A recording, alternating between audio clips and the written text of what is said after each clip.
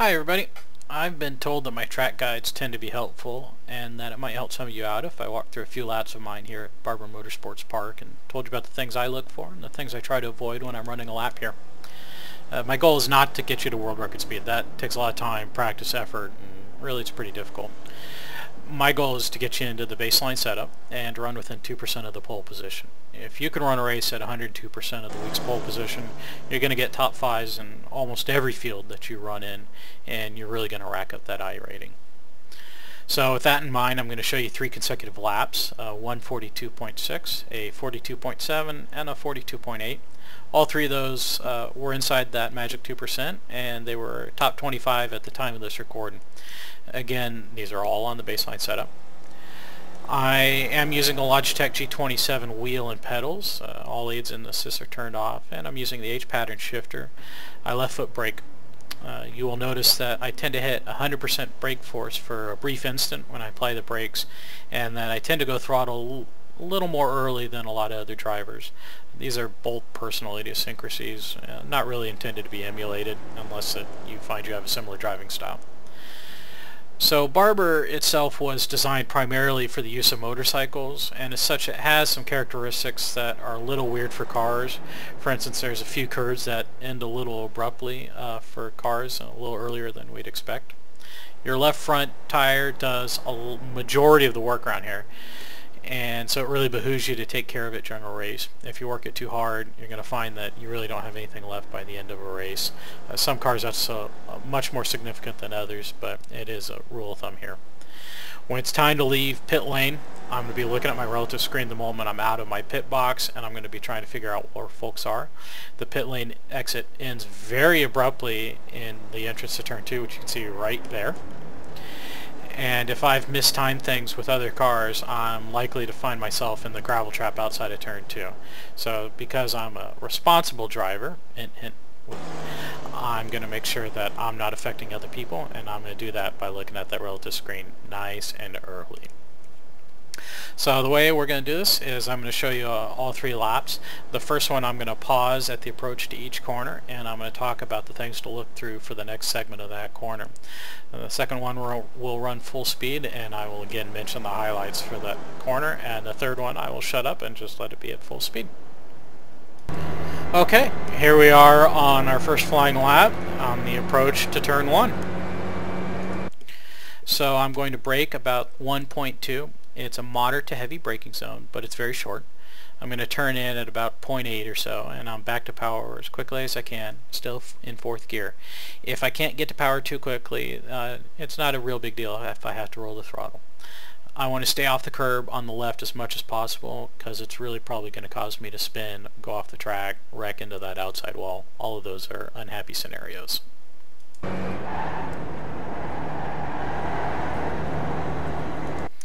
So this next right-hander is turn 2 and turn 3. Really it's one corner. It's mostly about the approach. I don't want to move over too far to the left on turn entry, as there's a large crown in the middle of the track, and most cars don't do well over the transition. You're likely to get locked brakes, push, snap oversteer, all kinds of exciting things. So I'm going to take a shallow entry. It's a light braking zone, and I'm going to drop down to 3rd gear. For the corner, I'm going to modulate the brakes and throttle, and I'm going to stay to driver's right for as long as possible.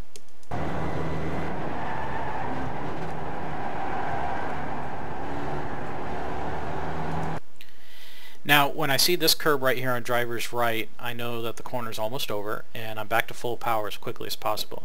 In the SRF, you really don't need to worry about the camber change at track out, but higher horsepower cars, you really need to worry about that.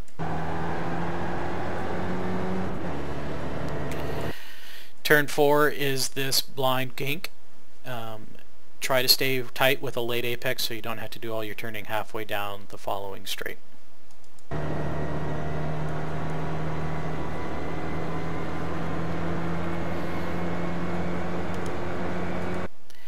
This is turn 5. It's an important corner. It leads off of a fast straight and leads onto a fast straight.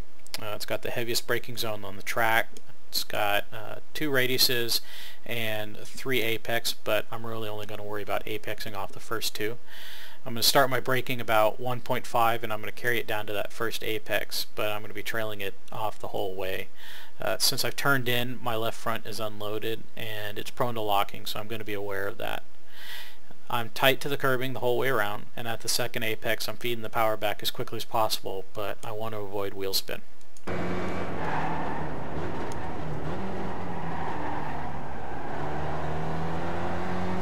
And that over there is the third apex. So if I've gotten a good run out of 5, then I'm going to wind up over here on driver's right for 6. If I'm not, it's no big deal. Just a simple kink to the left.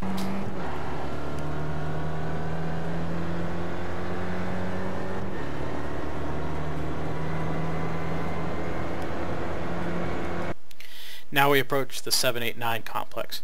If I've gotten a good exit out of 5 and the car in front of me didn't, I'm likely to have a really good on that car. This is a really tempting place to make an overtaking maneuver, but it's really easy for the lead car to slam the door shut on you, and if they're not interested in helping you make your pass, then it's likely you're going to be worse off for the wear. So be careful. Know your opponent. So I'm going to moderately brake about the 100 marker, and then I'm going to turn in for 7, and I'm going to aim for a straight line through the rest of 7, all of 8, and the entry to 9.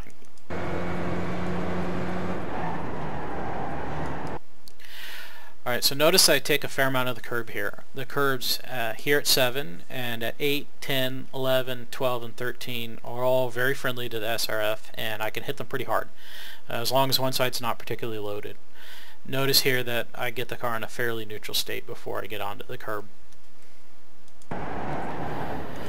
And now that I've got the car pointed in a straight line, I'm going to start braking for the next right-hander, turn 9. And this left, turn 8, we're going to completely ignore. If I hit the curb on driver's left too hard, then I'm going to pick up the left front and lock it up under braking. So when I think that may be the case, I'll roll off the brakes a little before the curb and then come back on right after. The steep downhill is where I get my downshift to second done. Sometimes I bypass third, sometimes I don't. The fast guys will leave it in third for this corner, but I think that the baseline setup might have a little too much turn in understeer for that. 9 is an increasing radius corner. It's got a fair amount of camber, so as long as I slowed the car down properly, there's really nothing to it. I may have a little oversteer turn in, but that's pretty easily fixed.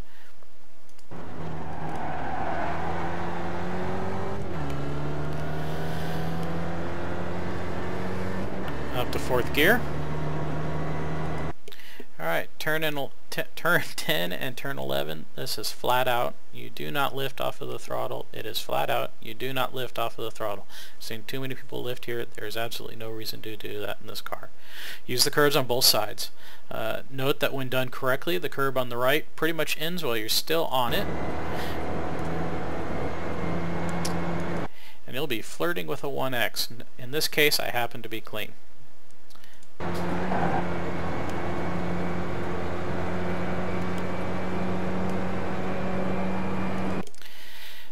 Turns 12 and 13. This is most likely your fastest point of the track. So it's really tempting to try and carry that speed in, but it's a high risk, high reward scenario. Turn 13, it's almost 90 degrees and it's got that sharp crest on track out, so it's really easy to lose the car. So choose your battles wisely. I'm going to scale it back a bit here, but it's always a 4th gear corner. I'm going to moderately brake about turn 1 and turn in. And then I'm going to straight line the transition as much as possible, and I'm going to moderately brake right about the uphill. And I'm going to use as much of the curb on the right as possible and over the crest. If I've done this right, I should be seeing at least 4,500 RPM in 4th gear on the exit.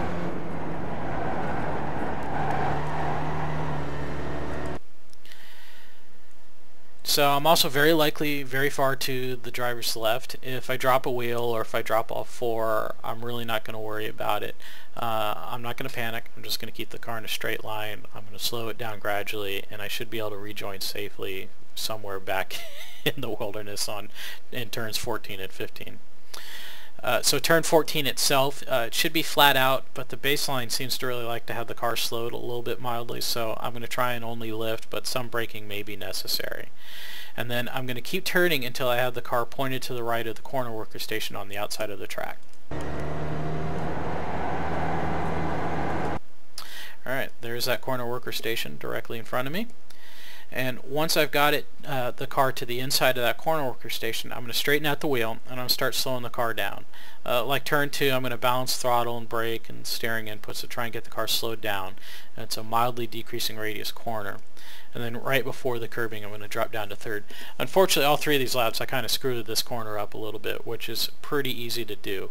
It's probably more important to get through this corner safely than to carry a lot of speed through it.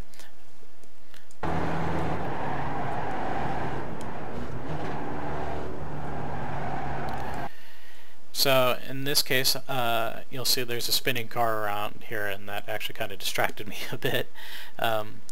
So you want to have a late apex here. That's really, really critical. If you go too far to driver's left, it's going to be really difficult to get back to driver's right in time for the last corner. So I stay tight. And then if I do this left-hander right, then a little lift will allow me to rotate the car for the final corner. The baseline, sometimes you need a full lift, sometimes you need a little brake. Play with it a little bit, see what works for you. So and then I'm out to the curb, pretty much right where it ends, and then up to 4th and across start finish.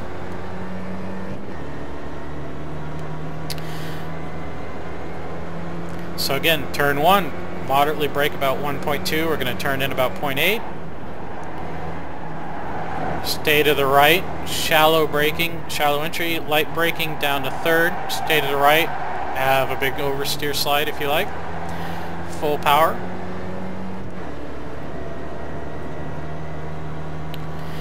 Now again, we're going to brake about 1.5 down to 2nd, we're going to trail off the brakes easily down to the 1st apex, and then roll on the power at the 2nd apex here, out to the right, through the kink at 6. So we're going to lightly brake about 1 for turn 7. We're going to straighten the car out, brake heavily down to 2 for turn 9, the right-hander.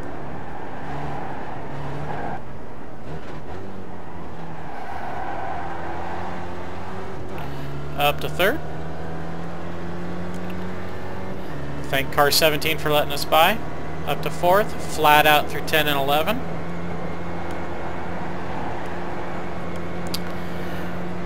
Brush brake at about 1, straighten the car out, brake in the transition, use all of the curb, and keep through 4th gear all the way into 14. Straighten the car out, get some braking, slow the car down to 3rd, late apex. That was too early. Back onto start finish straight.